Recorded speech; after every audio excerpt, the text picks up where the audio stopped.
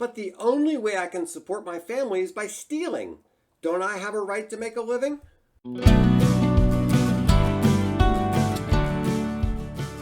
Hi everybody, my name is Greg Crable and this is my podcast, Something I Learned Yesterday, in which I take one issue from the world of publishing and try to explain it in about 3 or 4 minutes.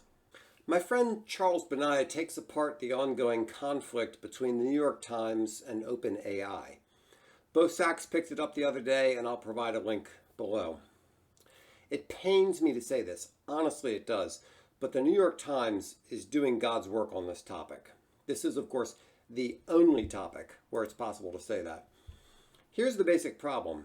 Publishers put their content online for free, supported by ads, because that was their path to discovery in the search engines. They didn't have the foresight to put restrictive terms on access to that content. They should have made that clear that the content was only available under certain terms. I mean, why the heck do we hire lawyers? OpenAI took advantage of the ambiguity.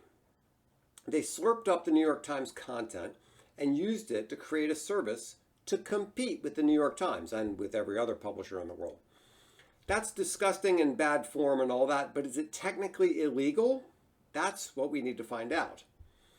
OpenAI claims this is fair use, which is an exception to copyright protection.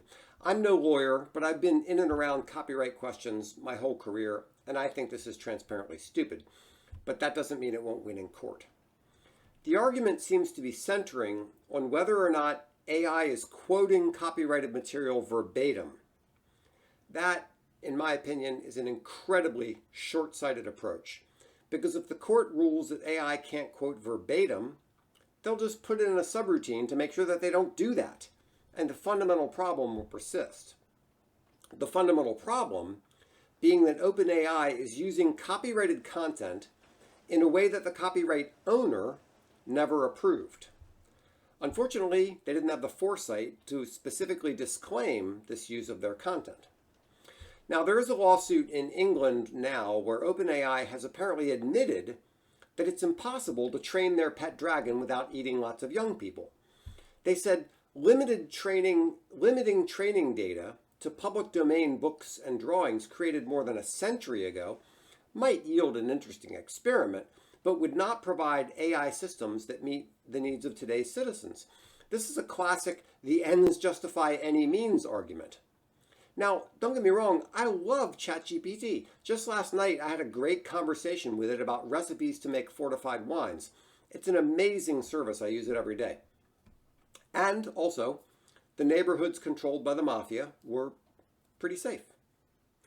So anyway, that's my thought. Let me know what you think in the comments below. Thanks so much for your time. If there's anything I can do to help you with your business, please give me a call. My contact information will be on the next screen. Thanks so much.